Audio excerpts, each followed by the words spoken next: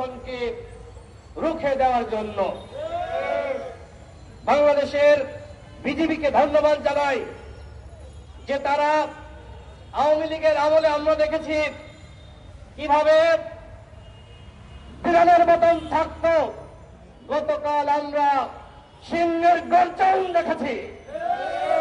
তারা বিড়ালের মতন কাপুরুষের পরিচয় দেয়নি। আমাদের স্পষ্ট কথা, গুলি চললে পাল্টা গুলি চালাতে হবে। আমার দেশের একজন নাগরিককে হত্যা করলে পাল্টা প্রতিশোধ দিতে হবে। এমনি এমনি ছাড় দিয়ে আর চলতুম না। এখন চালানো শিখতে হবে। কি চালানো শিখতে হবে? বন্দুক চালানো শিখতে হবে। বিজেপিকে বলবো,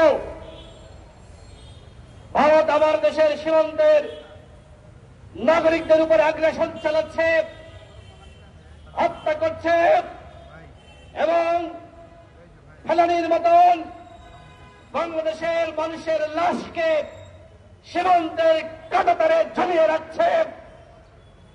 আমরা বাংলাদেশের জনগণ ভারতের এই হত্যার যজ্ঞ আর মানব না।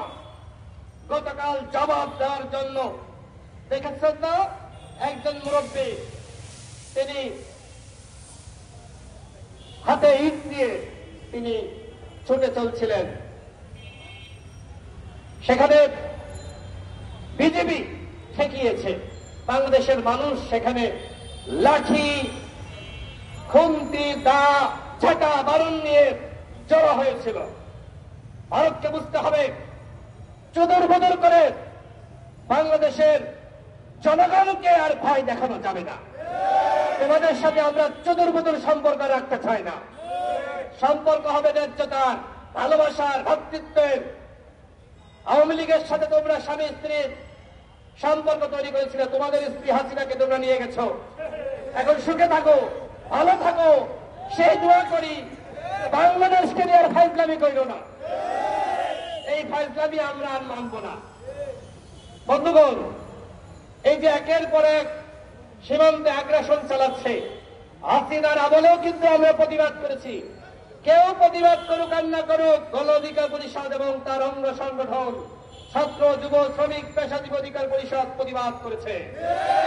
যখন খুনি রক্তচক্ষু ওই সন্ত্রাসী যার হাতে মুসলমান লিডারের রক্ত ওই নরেন্দ্র মোদী বাংলাদেশে এসেছিল, তখন সবার আগে সর্বপ্রথম প্রতিবাদ করেছে ছাত্র অধিকার পরিষদ, যুব অধিকার পরিষদ।